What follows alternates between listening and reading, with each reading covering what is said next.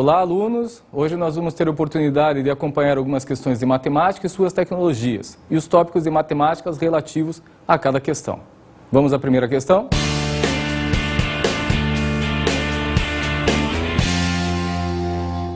Fisicamente, para se obter o valor da velocidade média, é necessário dividir entre o deslocamento descrito por um corpo e o intervalo de tempo necessário para descrevê-lo. Assim, se a velocidade média de um carro é de 70 km por hora, então a cada hora, em média, ele percorre 70 km. O deslocamento ao longo de uma estrada para viajar entre duas cidades A e B é de 120 km. Na ida, um motorista completa com seu carro esse trajeto em 1,5 horas. Na volta, ele reduz o tempo de viagem em 20%. Para isso, em relação à velocidade média de ida, a velocidade média desenvolvida por seu veículo na volta precisa: letra A, diminuir 20%. Letra B, diminuir 25%. Letra C, aumentar 15%. Letra D, aumentar 20%. E letra E, aumentar 25%. Então vamos à resolução. Na ida, a velocidade média é o deslocamento dividido pelo tempo, ou seja, 120 km dividido pelo tempo em horas, que é 1,5. Isso resulta em 80 km por hora. Na volta, o tempo está reduzido em 80% do tempo de ida, ou seja, 1,5 vezes 80%.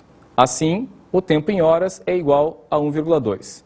Esse tempo 1,2 em horas corresponde a 1 hora e 12 minutos. Então, a velocidade média é o deslocamento 120 km dividido pelo tempo em horas 1,2, que resulta em 100 km por hora. O aumento da velocidade média é o quociente entre a velocidade de volta e a velocidade de ida, 100 divididos por 80, que resulta em 1,25. Ou seja, houve um aumento de 25% nesta velocidade. A resposta correta é a letra E, aumentar em 25%. Essa questão aborda um conceito de física que é o de velocidade média, que na matemática é uma das razões clássicas pedidas. Dentre as razões solicitadas na matemática, tanto do ensino fundamental quanto do ensino médio, a velocidade média ela é bastante solicitada e bastante importante. Ela trabalha sempre um deslocamento e um tempo. Nesse caso dessa questão, ele trabalhou a ideia de deslocamento, uma redução de um tempo, e com isso percebe-se que há um aumento de uma velocidade. Ou seja, você consegue também perceber o caso de grandezas inversamente proporcionais nessa questão, na aplicação dessa questão. Vamos à próxima questão.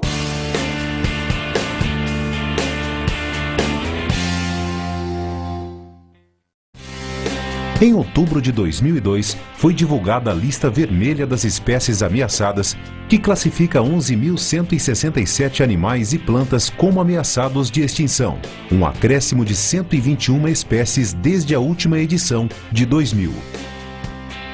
Estão incluídos na lista o saiga, antílope da Ásia Central, o camelo bactriano, que habita a China e a Mongólia, e o lince ibérico, que corre o risco de ser o primeiro felino selvagem a sumir do mapa em mais de 2.000 anos.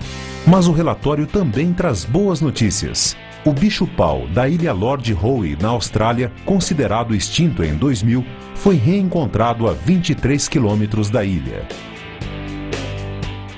Preocupado com essa situação, um cientista fez um alerta. A cada 2 anos, o número de animais na lista das espécies ameaçadas de extinção tende a crescer cerca de 1,1%. Assinale a alternativa correta, levando-se em consideração a reportagem e essa afirmação do cientista. Letra A. A afirmação dele está correta, pois o resultado numérico de sua análise são muito próximos dos dados reais. Letra B. A afirmação dele está correta, apesar de o crescimento no número de espécies ameaçadas de extinção ser mais próximo de 1% do que de 1,1% a cada 2 anos. Letra C. A afirmação dele pode estar correta, mas os dados apresentados na reportagem não permitem que o cientista tire conclusões tão precisas. Letra D. A afirmação dele está errada, pois os resultados numéricos de sua análise são muito distantes dos dados reais. Letra E. A afirmação dele está errada, pois algumas espécies animais não estão mais em extinção como é o caso do bicho-pau. Dividindo-se 121 por 11.167 menos 121, esta razão resulta em aproximadamente 1,09%. Apesar do crescimento no número de espécies ameaçadas de extinção ter sofrido um acréscimo de praticamente 1,1%, dois detalhes estão incorretos na afirmação do cientista. Esse aumento de 1,1% vale para espécies vegetais e animais juntas. Pode ser que o aumento de espécies animais seja isoladamente maior ou menor que essa taxa, mas isso não fica explícito no texto. O prazo de 2 anos para ocorrer o aumento de 1,1% no número de espécies ameaçadas de uma extinção é uma suposição do cientista. Uma avaliação foi feita em outubro de 2002, enquanto a anterior havia sido realizada em 2000. Dependendo do mês em que essa avaliação foi feita, pode ter mais ou menos que 2 anos entre as edições. Assim, a resposta correta é a letra C. A afirmação dele pode estar correta, mas os dados apresentados na reportagem não permitem que o cientista tire conclusões tão precisas. Essa questão envolve a ideia de razão. Não é uma razão clássica, mas é uma razão trabalhada entre o número de espécies ameaçadas e o total de espécies do ano de 2000. A ideia de razão é sempre uma ideia pedida em questões, ou seja, é interessante que você fique antenado, ligado nesse conceito da matemática, pois provavelmente ele será solicitado em alguma questão que você tenha que resolver em alguma das provas do Enem. Vamos à próxima questão.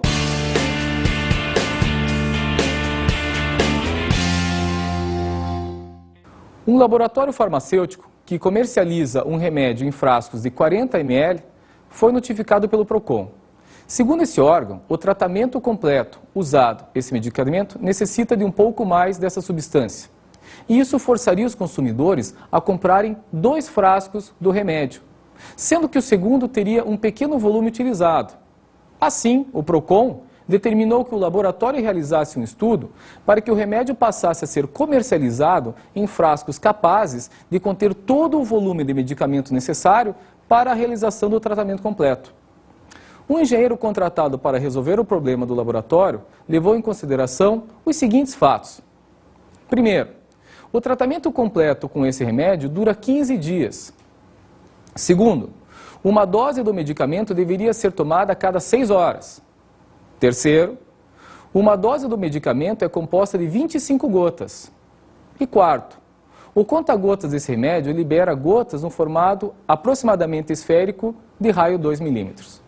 Após alguns cálculos aproximados, o engenheiro apresentou um laudo constatando que, letra A notificação do PROCON era improcedente, pois, com apenas um frasco, o tratamento já poderia ser realizado de forma integral.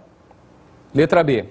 A notificação do PROCON era parcialmente procedente, pois, apesar de o paciente ter que comprar 2 frascos do remédio, o segundo teria seu volume quase que integralmente utilizado. Letra C. A notificação do PROCON era procedente e o laboratório deveria comercializar o remédio em frascos de 200 ml. Letra D. A notificação do PROCON era procedente e o laboratório deveria comercializar o remédio em frascos de 150 ml. Letra E. A notificação do PROCON era procedente e o laboratório deveria comercializar o remédio em frascos de 50 ml. Vamos à resolução? O volume aproximado de uma gota, supondo que ela tenha o formato esférico e raio de cerca de 2 milímetros ou 2 vezes 10 elevado a menos 3 metros. O volume de uma esfera é dado pela fórmula 4 vezes π vezes r elevado ao cubo dividido por 3. Nesse caso, o volume dessa gota esférica é 4 vezes o valor de π, aproximadamente 3,14, vezes o raio dessa esfera. 2 vezes 10 elevado a menos 3 elevado ao cubo. Tudo isso dividido por 3. Esse volume resulta em aproximadamente 33,5 vezes 10 elevado a menos 9 metros cúbicos, que transformando para decímetros cúbicos resultaria em 33,5 vezes 10 na menos 6 decímetros cúbicos. Transformando decímetros cúbicos em litros, é 33,5 vezes 10 na menos 6 litros, que por sua vez é igual a 33,5 vezes 10 na menos 3 ml. Em um dia de tratamento, o paciente precisa tomar 4 doses de 25 gotas, ou seja, 100 gotas. Isso dá um volume de 33,5 vezes 10 na menos 3 vezes 100, que é igual a 3,35 ml por dia. Em 15 dias, o paciente precisaria ingerir 3,35 vezes 15, ou seja, aproximadamente 50 ml. A resposta correta é a letra E.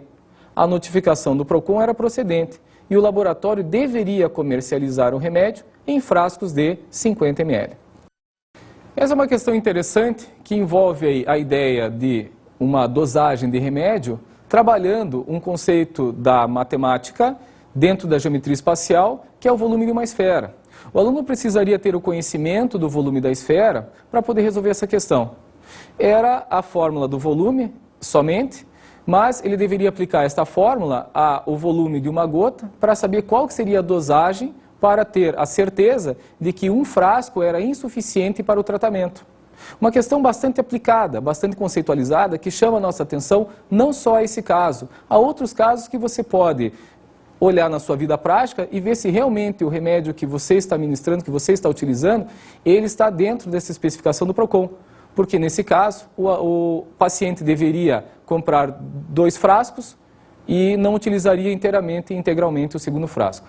Vamos à próxima questão.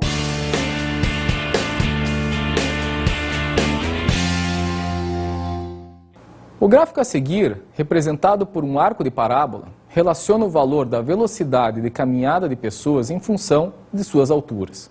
Nesse gráfico, no eixo das abscissas, está a altura da pessoa em centímetros. E no eixo das ordenadas está a velocidade de caminhada em metros por segundo. Parte do gráfico está representada entre alguns pontos conhecidos. E esta parábola passa pela origem. Uma moça de 1,60 m e seu namorado de 1,80 m desejam passear num parque próximo à casa deles. Determine quanto o rapaz precisa reduzir sua velocidade para que eles possam caminhar lado a lado. Letra A, 0,17 metros por segundo. Letra B, 0,20 metros por segundo. Letra C, 0,34 metros por segundo. Letra D, 0,41 metros por segundo. E letra E, 0,68 metros por segundo. Vamos à resolução desse problema. Como o gráfico representa uma parábola, pode ser escrito na fórmula y é igual a ax ao quadrado mais bx mais c. Nesse caso, em especial, esta parábola passa pela origem e é simétrica em relação ao eixo das ordenadas. Ou seja, esta parábola pode ser escrita por meio da expressão y é igual a ax ao quadrado. Para o caso dessa velocidade e dessa altura, podemos considerar o y como sendo a velocidade. O a é uma constante e o x é a altura da pessoa, elevado ao quadrado. Vamos utilizar um dos pontos desta parábola. Podemos utilizar para isso o ponto cuja abscissa é o 100 e cuja ordenada é o 0,5. Tome cuidado que esta abscissa 100, a gente deve transformá-la de centímetros para metros. Então, 100 centímetros corresponde a 1 metro. Substituindo o ponto 100 e 0,5 no gráfico da parábola, nós vamos ter que a velocidade para 0,5 metros por segundo é igual a k vezes a altura, que nesse caso é 1 metro elevado ao quadrado. Temos então a potência 1 metro elevado ao quadrado vai ser igual a 1. Ou seja, o k, a constante, para esta parábola, vai ser igual a 0,5. Esta é a constante para nós montarmos a equação da velocidade. Então, a equação da velocidade seria v é igual a 0,5 vezes h elevado ao quadrado. Nós utilizamos um dos pontos conhecidos desse gráfico, mas se tivéssemos utilizado o outro ponto do gráfico, nós teríamos obtido o mesmo valor de k. Se você calcular para uma altura de 1,41 metros e para uma velocidade de 1 metro por segundo, você vai obter K igual a 0,5 também. Para a moça e o rapaz, respectivamente, temos a velocidade é igual a K vezes H ao quadrado, ou seja, a velocidade da moça é igual a 0,5 vezes 1,6 elevado ao quadrado. Nesse caso, a altura foi substituída por 1,6.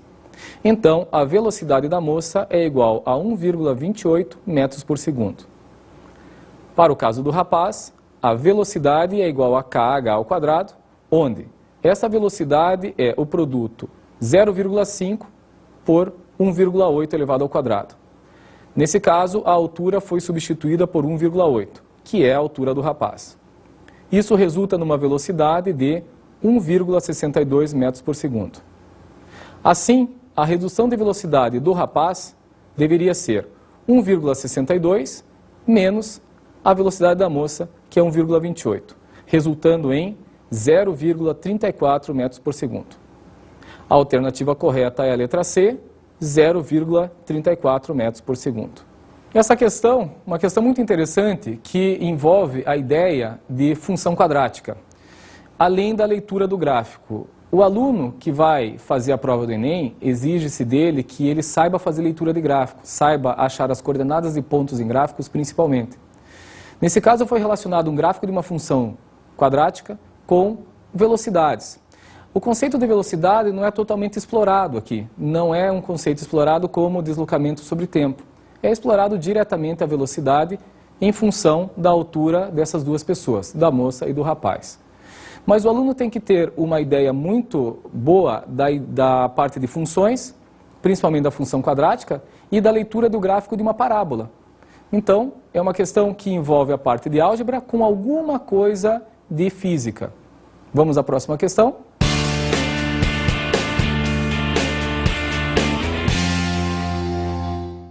Suponha que nas ilhas Pitcairn o preço de terreno seja diretamente proporcional à área total deles e inversamente proporcional à distância que se localiza da capital, Adamstown, onde já não existem mais terrenos disponíveis para venda. Um terreno de 600 metros quadrados, localizado a 5 quilômetros da capital, custa cerca de 90 mil dólares. Observe no mapa a localização desses terrenos em relação à capital. Agora observe a tabela, cujos dados são relativos ao mapa que você observou. A tabela a seguir mostra a área de alguns terrenos e a distância que eles se encontram de Adamstown. Terreno A, área 200 metros quadrados, distância 2,5 quilômetros. Terreno B, 600 metros quadrados, distância 7,5 quilômetros. Terreno C, 300 metros quadrados, distância 4,5 quilômetros. Terreno D, 800 metros quadrados, distância 8 quilômetros. Terreno E, 1.200 metros quadrados, distância 9 quilômetros. Uma pessoa que possuía 50 mil dólares aplicou essa quantia em um banco a uma taxa de 20% ao ano por 4 anos. Ao final desse período, qual o terreno mais caro que ela poderia comprar entre os 5 apresentados? Letra A, terreno A. Letra B, terreno B. Letra C, terreno C. Letra D, terreno D. Letra E, terreno E. Pelos dados da questão, é possível estabelecer a seguinte equação para o cálculo do preço de um terreno nas ilhas Pitcairn. Para isso, basta pensar que quanto maior a área do terreno, proporcionalmente maior será seu preço, e quanto maior a distância do terreno à capital, proporcionalmente menor será seu preço. Partindo do terreno, que tem área de 600 metros quadrados, distante 5 quilômetros de Adamstown e custa 90 mil dólares, pode-se escrever que, pelo texto da questão, nós temos 3 grandezas envolvidas. A primeira grandeza é o preço do terreno. A segunda grandeza é a área. E a terceira grandeza é a distância. Essas grandezas vão ser relacionadas por meio de uma regra de 3 compostas.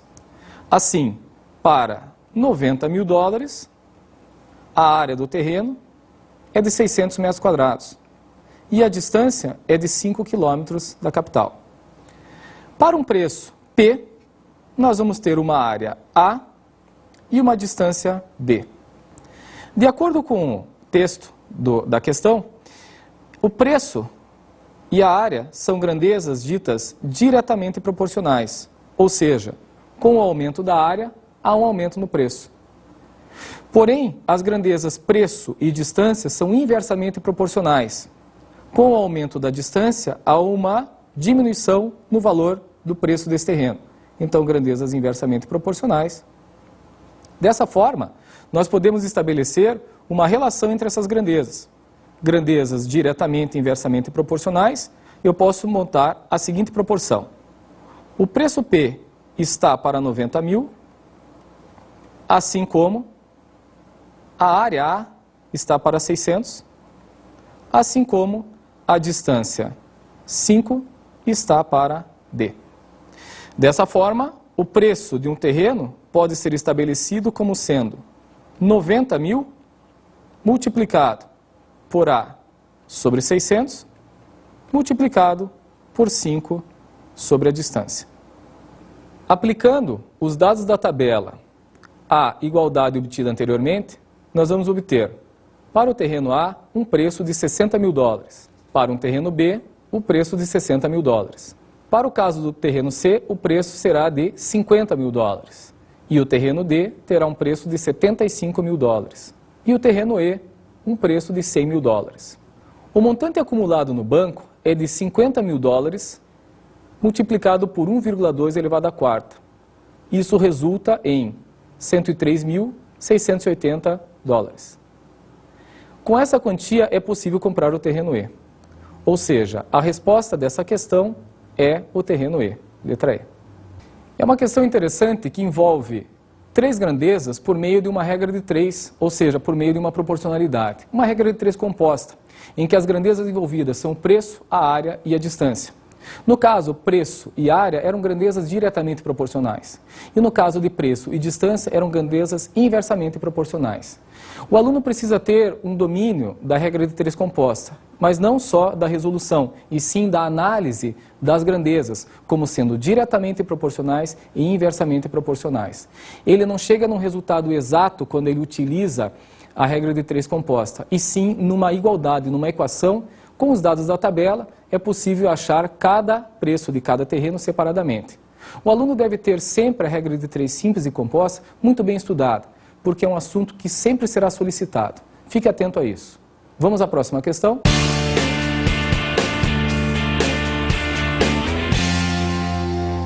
Numa indústria existem basicamente 2 tipos de despesas. Letra A.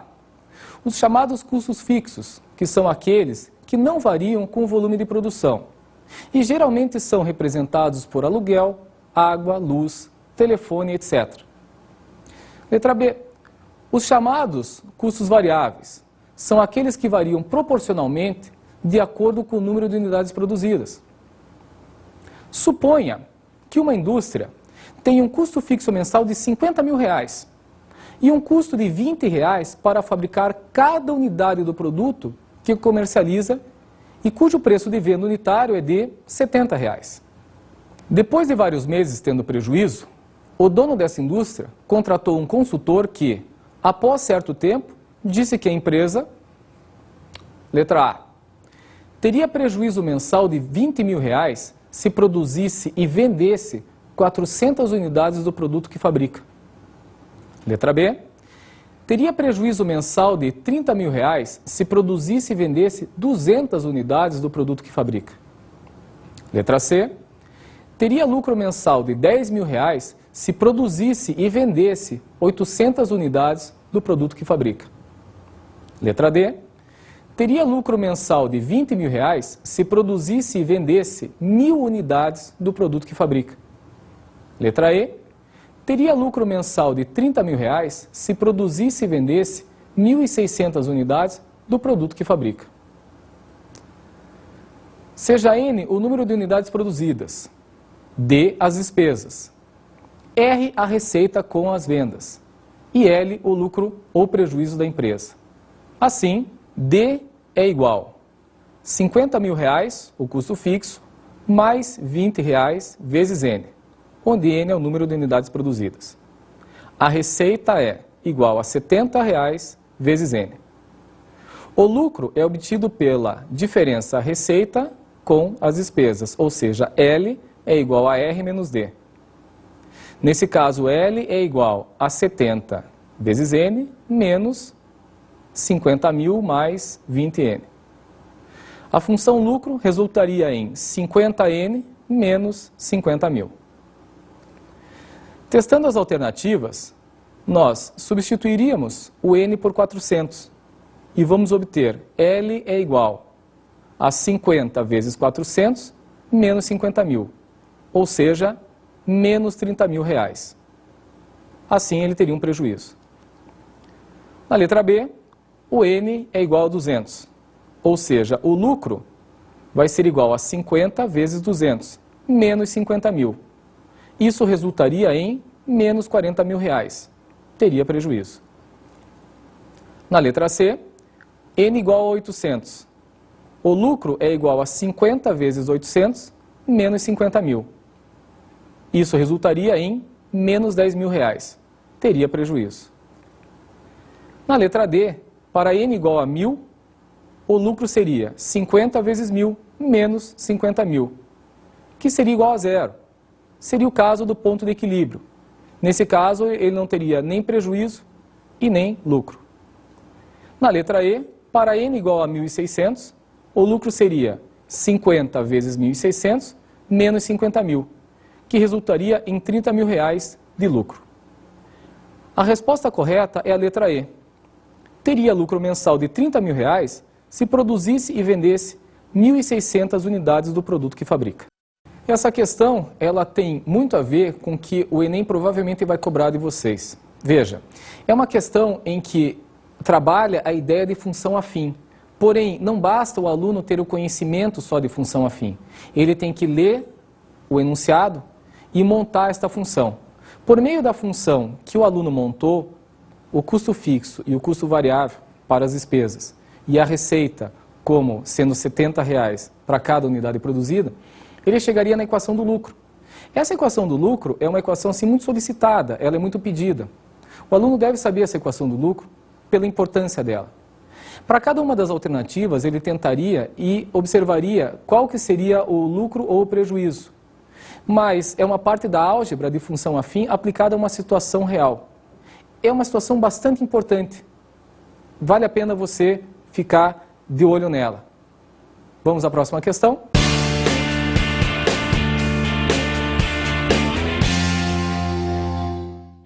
No livro O Homem que Calculava, de Maupassant, pseudônimo de Júlio César de Mello e Souza, uma passagem curiosa conta que o pai de 3 filhos deixou seus camelos como herança para eles.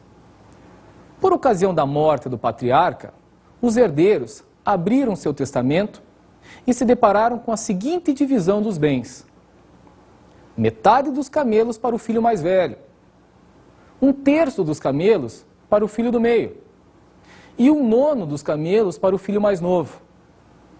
No momento da partilha, uma surpresa, o pai havia deixado 35 camelos para serem repartidos, número que não é divisível nem por 2, nem por 3, nem por 9. Um viajante que passava pelo local e ficou sabendo dessa situação, ofereceu aos herdeiros o próprio camelo para ajudar. Agora, com 36 camelos, cada um recebeu algo a mais do que havia sido deixado pelo pai, e assim ficaram muito satisfeitos. Por sua vez, o viajante, letra A, ficou sem camelo algum, mas saiu satisfeito por ter resolvido o problema dos herdeiros.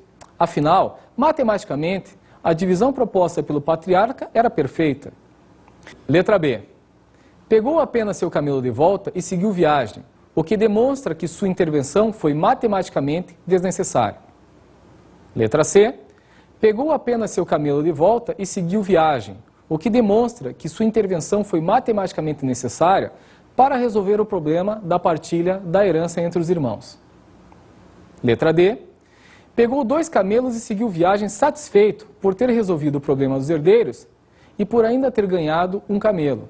O aparente absurdo é explicado pelo fato de os percentuais propostos pelo patriarca para a divisão da herança não totalizarem 100%. Letra E.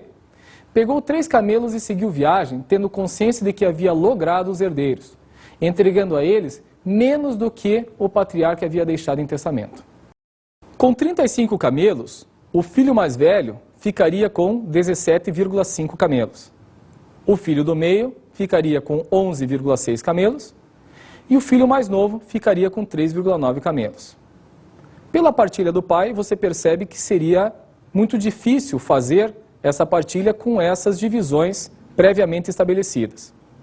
Mas, com 36 camelos, o filho mais velho ficaria com 18 camelos. 0,5 camelo a mais do que lhe cabia. O filho do meio ficaria com 12 camelos, 0,4 camelo a mais do que lhe cabia. E o filho mais novo ficaria com 4 camelos, 0,1 camelo a mais do que lhe cabia. Somando-se o total de camelos distribuídos, tem-se 18 mais 12 mais 4, que é igual a 34 camelos.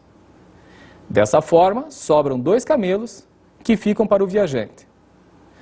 O aparente absurdo surge do fato de metade, 50%, mais 1/3, que é aproximadamente 33,33%, mais 1/9, que é aproximadamente 11,11%, darem a soma 94,44%, ou seja, menor que 100%. Isso significa que o patriarca, ao sugerir sua partilha entre os filhos, não dividiu realmente todos os camelos de que dispunha. A resposta correta é a letra D. Pegou 2 camelos e seguiu viagem satisfeito por ter resolvido o problema dos herdeiros e por ainda ter ganhado um camelo. O aparente absurdo é explicado pelo fato de os percentuais propostos pelo patriarca para a divisão da herança não totalizarem 100%. Essa é a famosa questão dos camelos, proposta por Malbatã. É uma questão que já atravessa gerações. Talvez os nossos pais saibam até dessa questão. Se você perguntar para o teu pai, para a tua mãe, para alguma pessoa da tua família mais velha, provavelmente ela deva lembrar dessa questão, se ela gosta de matemática. Mesmo para quem não gosta de matemática, talvez tenha se deparado por ela e pela resolução. E o que mais chama a atenção dessa questão é o fato desse viajante entregar o camelo dele e acabar saindo com 2 camelos e todas as pessoas da família, os 3 irmãos, saírem com a mais do que a partilha havia proposta. As divisões colocadas são divisões de difícil cálculo inicial. Uma pessoa dificilmente somaria 1/2, 1/3 e 1/9 direto, sem precisar fazer um cálculo com uma caneta ou com um lápis num papel. Mas essas somas, elas não resultam em um inteiro. E é aí que está a grande dificuldade da pessoa entender como que um camelo é dado, depois é retirado 2 camelos e essas pessoas, cada um da família, recebe algo a mais. É uma questão assim que eu acredito que ainda atravesse mais gerações além da nossa, porque é uma questão muito boa, onde trabalha a ideia de porcentagem, a ideia de razão e principalmente as pessoas ficam em dúvida porque aparentemente todo mundo sai com alguma coisa a mais, mas o erro principal foi na hora da partilha, que o pai deveria ter feito as divisões de forma que a soma de cada parte daria igual a um inteiro. Vamos à próxima questão.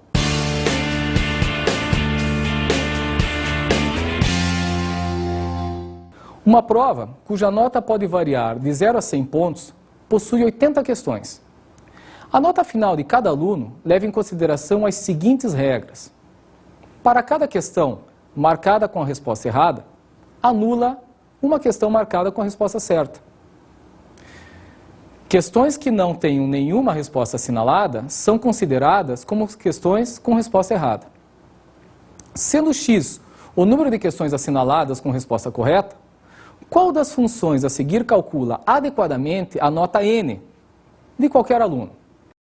Letra A. N é igual a 2,5x menos 100 para x maior que 40. Ou n igual a 0 para x menor ou igual a 40. Letra B. N é igual a 1,25x menos 80 para x maior que 40. Ou n igual a 0 para x menor ou igual a 40. Letra C. N é igual a 5x menos 200 para x maior que 40. Ou n igual a 0 para x menor ou igual a 40. Letra D. N é igual a 2x menos 80 para x maior que 40. Ou N é igual a 0 para x menor ou igual a 40. Letra E. N é igual a 5x menos 160 para x maior que 40. Ou N é igual a 0 para x menor ou igual a 40. Assim, cada questão vale 100 divididos por 80, que é igual a 1,25 pontos. Logo, a nota de um aluno é 100 subtraído de 2,5 a cada questão errada, pois desconta-se 1,25 da própria questão incorreta e também 1,25 de uma questão certa que a errada anula. Assim, x é o número de respostas corretas. 80 menos x é o número de respostas erradas ou em branco. Dessa forma, a nota do aluno vai ser igual a n, que é igual a 1,25x menos 1,25 vezes 80 menos x. Assim, a nota n é igual a 1,25x menos 100, mais 1,25x. Finalmente, a nota do aluno é a expressão n dada por 2,5x menos 100. Essa função é válida para x maior que 40, pois, se x é menor que 40, a função resultaria em uma nota negativa, ou seja, n menor que 0, o que não é possível. Logo, para x menor que 40, temos n igual a 0. Se x for igual a 40, temos n igual a 0. Dessa forma, n é igual a 2,5x menos 100 para x maior que 40. E n é igual a 0 para x menor ou igual a 40. A resposta correta é a alternativa da letra A. n é igual a 2,5x menos 100 para x maior que 40. Ou n igual a 0 para x menor ou igual a 40. Você pode observar mais uma vez comigo a aplicação da ideia de função afim em um problema. Não basta o aluno saber apenas os conceitos de função afim. Ele precisa saber interpretar um enunciado e montar a função. Nesse caso, a função afim era uma nota. Essa nota poderia variar de uma nota negativa, que nós sabemos que não é possível, até uma nota positiva, por uma quantidade de 40 questões. Ou seja, existe uma fronteira, esse 40 vai dizer se a nota é positiva ou negativa, dependendo do caso. Como eu havia falado, a nota negativa não há possibilidade. Mas o caso de função afim aplicada a um problema é uma situação em que eu acho que você deve estudar com um pouco mais de detalhes, porque possivelmente apareça uma função desse tipo para você, e nesses moldes que você acabou de ver comigo aqui, ok? As questões resolvidas nessa aula, você pode perceber que em vários momentos apareceram razões, proporções, regras de 3, e o caso das funções, você pode resolver comigo uma questão envolvendo uma função quadrática e duas questões envolvendo funções afim. Esses conteúdos combinados, eles são provavelmente conteúdos cobrados em questões do Enem, porque são questões aplicadas, são questões contextualizadas. A questão que tiver o conteúdo simplesmente pelo conteúdo, ela dificilmente vai ser cobrada de você. Exige-se que você saiba interpretar o enunciado e montar a questão. Essas são as sugestões e as ideias que eu dou para que você estude um pouco mais depois que você assistir essa aula. Eu desejo a você ótimos estudos. Tchau!